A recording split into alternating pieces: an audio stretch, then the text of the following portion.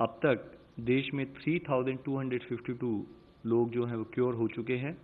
कल सबसे ज़्यादा संख्या में 705 लोग रिकवर हुए हैं, क्योर हुए हैं, and it takes our recovery percentage to 17.48%।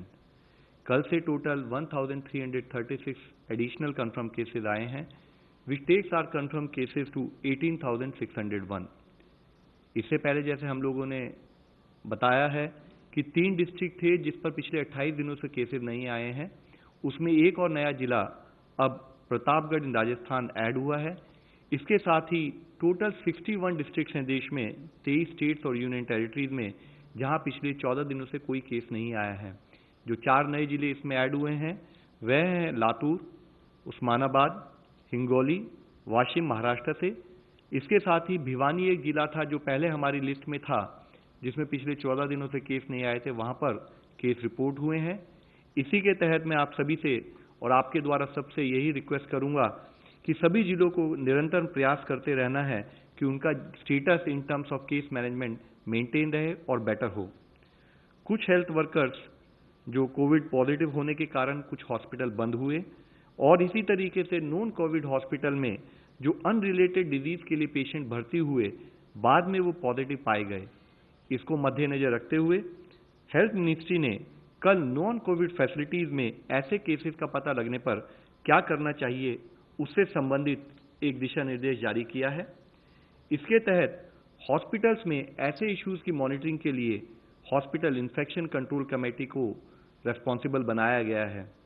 यह कमेटी इंश्योर करेगी कि उस हॉस्पिटल के health care worker infection prevention और कंट्रोल गाइडलाइंस पर प्रॉपर्ली ओरिएंटेड हों। कोई भी अगर पॉजिटिव केस आता है उस हॉस्पिटल में तो वह लोकल हेल्थ अथॉरिटीज को सूचित करें और पेशेंट को उसी हॉस्पिटल के प्रॉपर आइसोलेशन वार्ड में ट्रांसफर करें।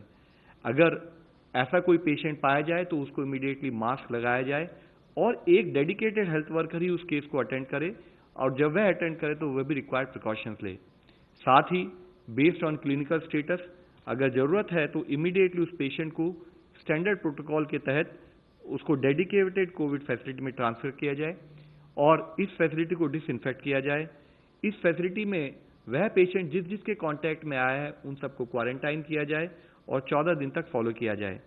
उसके जितने भी क्लोज कॉन्टैक्ट्स हैं उनको हाइड्रोक्सिल क्लोरोक्विन प्रोफाइलैक्सिस ट्रीटमेंट पर 7 हफ्ते के लिए उनको रखा जाए।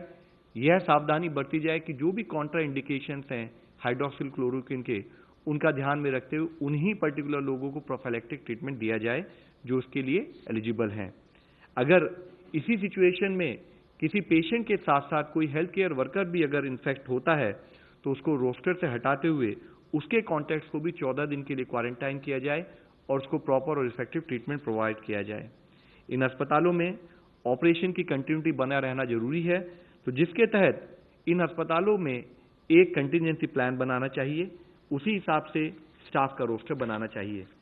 साथ ही जिस अस्पताल में इस टाइप के पॉजिटिव केसेस आए वहां पर किस टाइप की क्लस्टरिंग ऑफ केसेस नोट की गई, या किस लेवल तक ये हॉस्पिटल इन्फेक्ट हुआ, या किस टाइप के पेशेंट वह हॉस्पिटल ट्रीट करता है कि सीवियर या क्रिटिकल पेशेंट्स को ट्रीट करता है, उसके आधार पर हॉस्पिटल अथॉरिटीज निर्णय लें और एडिक्वेट डिसइंफेक्शन के बाद वह अपनी फंक्शनिंग स्टार्ट कर सकते हैं।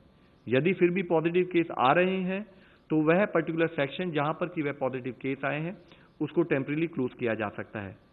साथ ही इन केस की अगर वहां पर सोर्स ऑफ इन्फेक्शन इस्टेब्लिश नहीं हो रहा है या ज्यादा केसेस आ रहे हैं तो उस फैसिलिटी को कोविड हेल्थ फैसिलिटी के रूप में परिवर्तित कर उस पर कोविड से रिलेटेड केसेस पर फोकस किया जाए। इसके साथ ही इन अस्पतालों में सभी कर्मचारियों की डेली स्क्रीनिंग की जाए और हॉस्पिटल के इमरजेंसी और आउट पेशेंट डिपार्टमेंट में पेशेंट्स की ट्रायजिंग से संबंधित सभी दिशा निर्देशों का पालन भी हो। माननीय स्वास्थ्य मंत्री जी ने सभी राज्यों और यूनियन टेरिटरी के स्वास्थ्य विभाग को लिखा है और कहा है कि वह ब्लड बैंकों में ब्लड की एडिक्वेट अवेलेबिलिटी को इंश्योर करें। विशेष रूप से ब्लड डिसऑर्डर्स जैसे thalassaemia, sickle cell anaemia, haemophilia, जिसमें कि रेगुलर ब्लड ट्रांसफ्यूजन की आवश्यकता होती है, उन सर्विसेज को कंटिन्यू किया जाए। ऑनलाइन ई पोर्टल जो हमारा ई रक्त कोष एक पोर्टल है, उसके माध्यम से हर ब्लड बैंक में ब्लड ग्रुप की करंट अवेलेबिलिटी का रियल टाइम स्टेटस मॉनिटर किया जाए। साथ ही इंडियन रेड क्रॉस ने इसी संबंध में एक 24/7 कंट्रोल रूम ब्लड सर्विसेज के लिए दिल्ली में स्टार्ट किया है, जिसके फ़ोन नंबर्स हैं 011-233-59379। दूसरा नंबर है 93-199-82104। एक और नंबर है 93-199-82105।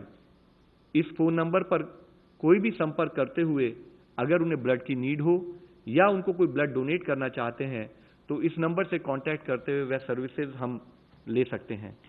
इसके साथ ही एक और फ्रंटियर पर हमारा एक विस्तृत रूप में कार्य चल रहा है। Council of scientific and industrial research critical ill COVID patients के मॉर्टेलिटी को कम करने के लिए ड्रग की एफिकेसी को इवैल्यूएट करने के लिए एक रैंडमाइज क्लिनिकल ट्रायल शुरू कर रही है। ग्राम नेगेटिव सेप्सिस, जिसके साथ साथ क्रिटिकली इल जो कोविड-19 के पेशेंट्स हैं, उनमें एक ऑल्टर्ड इम्यून रिस्पॉन्स होता है जो उनके साइटोकाइन प्रोफाइल में मैसिव चेंजेस लेके आता है। इस ड्रग के द्वारा टेस्टिंग बॉडी के इम्यून सिस्टम को मॉड्यूलेट किया जा सकता है, यह पाया गया है, जिससे कि साइटोकाइन स्टॉर्म इनहिबिट होता है और मॉर्टेलिटी इन कोविड-19 केसेस और उसकी रिकवरी कम होती है और उसकी रिकवरी बेटर होती है। कोविड-19 और ग्राम नेगेटिव सेप्सिस से सफरिंग पेशेंट्स की इस क्लिनिकल कैरेक्टरिस्टिक की सिमिलैरिटी को नोट करते हुए ड्रग कंट्रोलर ऑफ इंडिया ने इसकी ट्रायल की मंजूरी दे दी है और जल्द ही यह ट्रायल मल्टीपल हॉस्पिटल्स में शुरू की जाएगी। इसके साथ ही डिपार्टमेंट ऑफ बायोटेक्नोलॉजी ने medical equipment, diagnostics, therapeutics, drugs और वैक्सीन के डेवलपमेंट के लिए कोविड-19 कंसोर्शियम पर एप्लीकेशंस को इनवाइट किया। ऐसे 500 प्रपोजल आए जिनमें प्रिलिमिनरी स्टेज में 16 को फंडिंग सपोर्ट के लिए रिकमेंड भी किया गया है। इस मल्टीफेसिटेड अप्रोच के तहत नेशनल बायोफार्मा मिशन के अंडर वैक्सीन कैंडिडेट्स जो डिफरेंट स्टेजेस में डेवलपमेंट में हैं उनको फास्ट ट्रैक किया जा रहा है। एग्जिस्टिंग वैक्सीन कैंडिडेट्स और साथ ही नोवल वैक्सीन कैंडिडेट्स जो हैं उनको रीपर्पस करने के लिए फंडिंग सपोर्ट दिया जाएगा। कोविड-19 के खिलाफ डीएनए वैक्सीन के डेवलपमेंट के लिए सपोर्ट प्रोवाइड किया जा रहा है। वैक्सीन कैंडिडेट्स जो यूटिलाइज करेंगे inactivated rabies vector, phase 3 human clinical trials of recombinant BCG vaccine, उन पर काम हो रहा है। मॉलिक्यूलर और रैपिड डायग्नोस्टिक किट के देश में प्रोडक्शन के लिए भी सपोर्ट प्रोवाइड किया जा रहा है।